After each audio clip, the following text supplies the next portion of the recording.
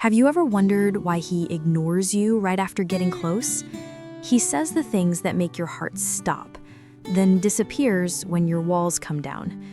You think, maybe I asked too much. You analyze, maybe I was too honest. You feel, maybe I'll never be enough. But the truth is not what you suspect. This isn't random cruelty or bad timing. It's a pattern. An old psychological loop that connects the very thing you value, your strength, your empathy, your emotional intelligence, to the exact reason he withdraws. Tonight, we'll do something different. Instead of blaming yourself, we'll map the pattern, learn the psychology behind it, and give you practical ways to stop being chosen for all the wrong reasons. You were raised to be strong, to keep your head, to carry others, to be the calm center when storms hit. People called you stable, reliable, the grown-up, even when you were young. You learned to be generous with your empathy, to be patient with grief, to give care before you asked for it. That's why men like him are attracted to you, not because he loves you differently, because he loves the environment you create, predictable, comforting, emotionally regulated. Here's the paradox the world rarely explains. Strength in women often reads to emotionally unavailable men as safety rather than challenge. To someone who fears intimacy, your composure is a soft place to land, a place where they can feel cared for without being asked to change. They see your strength as an asset they can use without reciprocating. You become a haven where their avoidance can exist without consequences. Let's be crystal clear about what emotionally unavailable means. He might be emotionally unavailable because of upbringing, trauma, cultural conditioning, or conscious choices. The mechanism is the same. He avoids vulnerability because vulnerability once hurt him. To protect himself, he keeps feelings at arm's length. He may be kind, he may be generous, he might even say, "I love you." But when the relationship demands emotional labor, naming feelings, holding hard conversations, staying present in discomfort, he retreats. Why does he choose a strong woman? Because a strong woman often absorbs more. She is used to holding space. She knows how to soothe escalation. She knows how to manage conflict without shattering. For the unavailable man, this is ideal. He can stay distant and still enjoy the benefits of connection. Companionship, intimacy on his terms, the admiration that feeds his ego, while someone else does the heavy emotional lift. Psychologically, this becomes a loop. He learns quickly that your presence doesn't punish him for his distance. You don't explode, you don't punish, you don't orchestrate drama. So his avoidance is not corrected. Instead, it's reinforced. Your pattern of patience becomes his permission to stay out of the emotional work. And because strong women are empathetic, educated, or emotionally literate, they're more likely to interpret his withdrawal as a signal to help, not to leave. There's also a survival story beneath this dynamic. When you were younger, maybe love was conditional. Maybe attention arrived only when you performed, when you made peace, when you smoothed things over. Your nervous system learned that being indispensable equals safety. So as an adult, you're wired to be the one who keeps things together. That wiring is dazzlingly attractive to someone who wants a connection, but without the costs. You reflect stability, and he reflects back distance. Together, you form a pattern that feels painfully familiar. This is not about blaming you for being strong. Strength is a beautiful trait. The problem arises when strength becomes the only thing you are allowed to be in someone's presence. That's when strength stops being a virtue and becomes a trap. Important practical sign to watch for.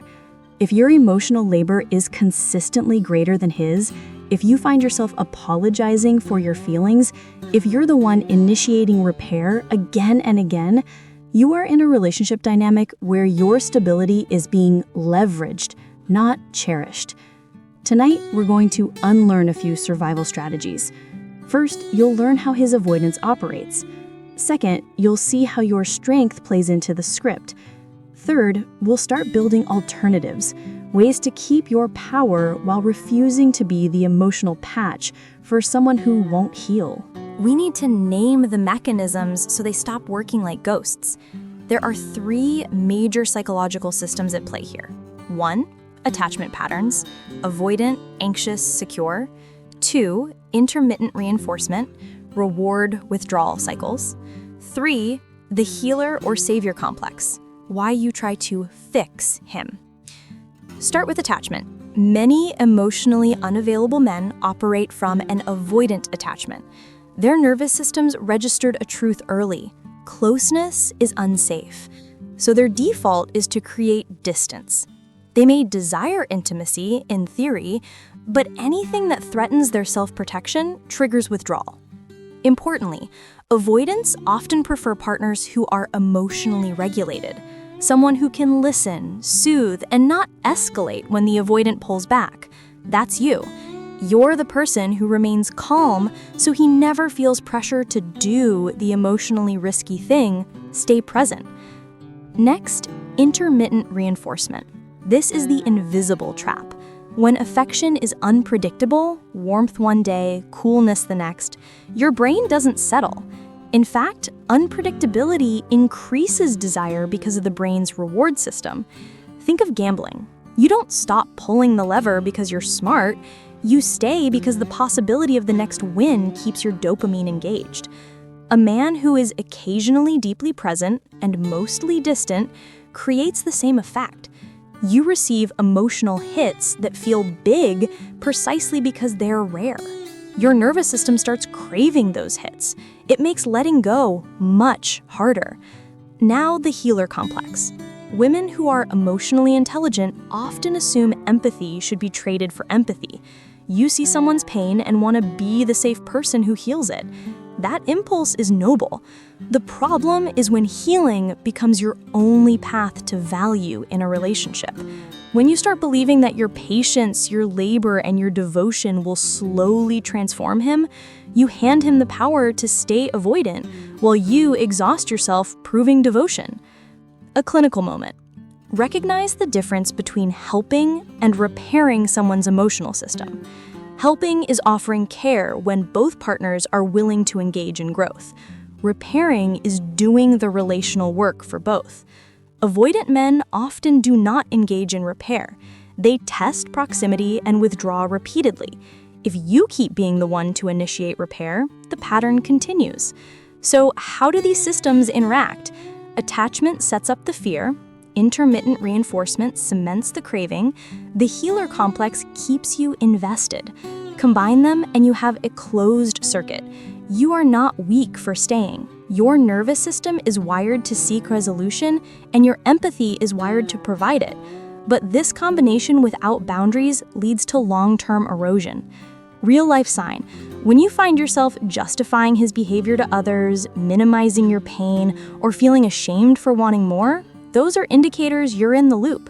The work begins when you move from explanation to strategy, noticing your triggers, refusing to chase unpredictable affection, and putting clear boundaries around emotional labor.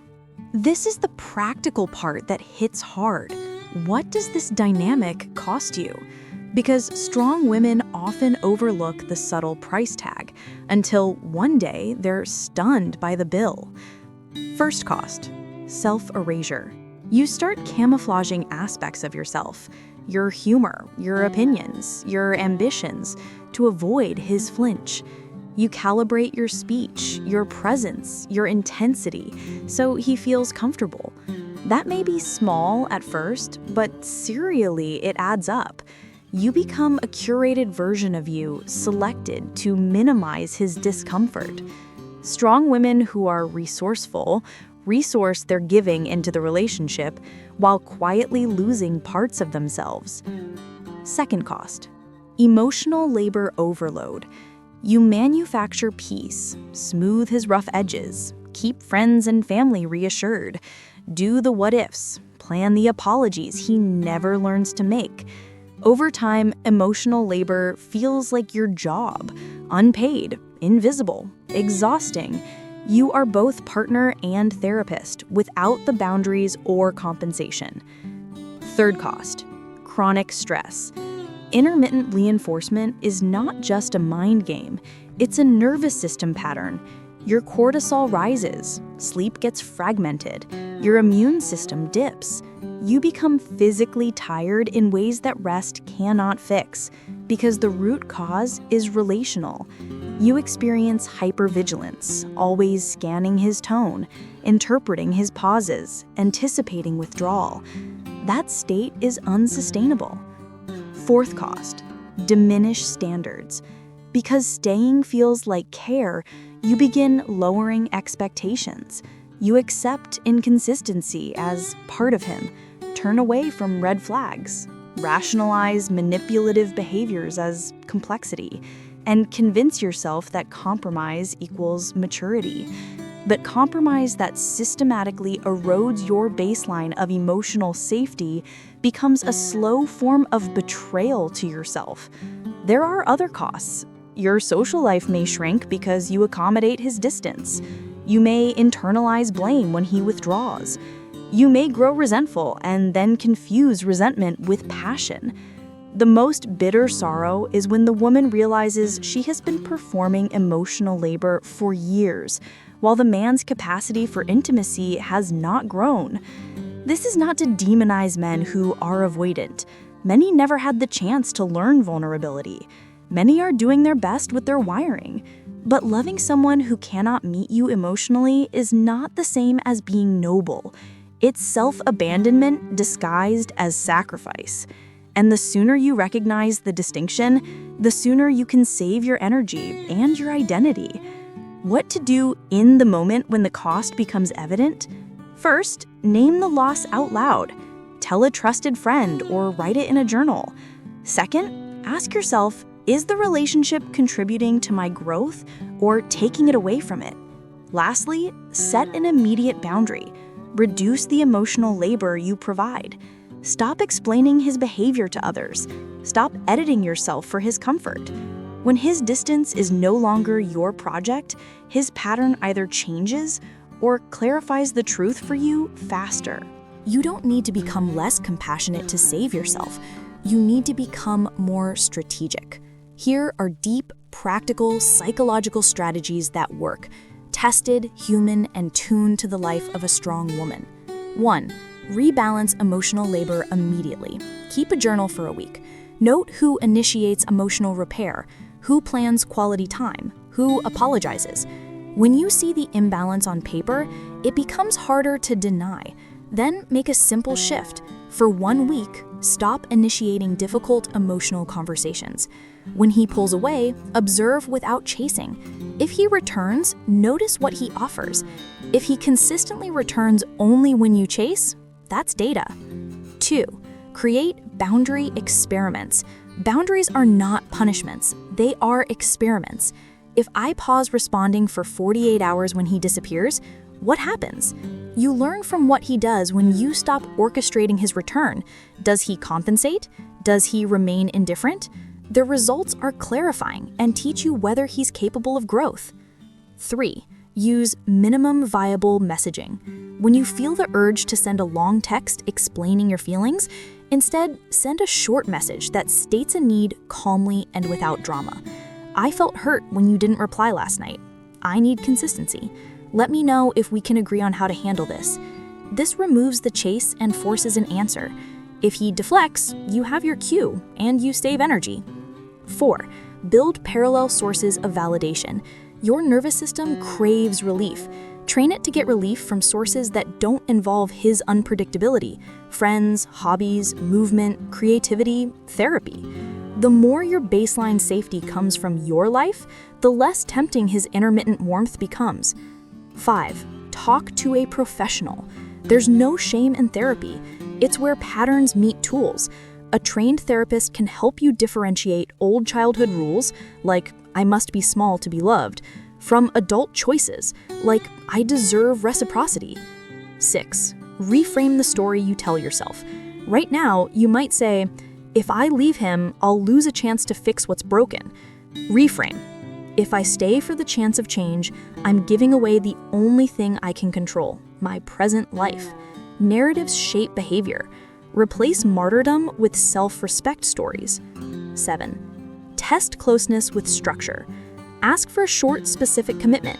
Can we have a weekly check-in for 20 minutes where we both speak about our week? If he refuses or avoids, that's telling. If he agrees and then doesn't show up, that's even more telling. Use structure to measure capacity. 8. Slow the empathy. You don't have to be cruel to be safe. Learn how to temper compassion with curiosity. Rather than rushing to fix, curiosity invites accountability. Compassion without curiosity invites avoidance. 9. Protect your time and mood like you protect your health. When he's distant, don't rearrange your life to chase him. Keep plans, keep friends, keep your calendar full of meaning. People with low emotional availability often return when they perceive lose of availability, not because they suddenly become people who can stay, but because the chase is gone. That's your signal. 10. Know when to let go. Strategy is not the same as indefinite patience. If over weeks and months the pattern doesn't shift, recognize the scientific truth.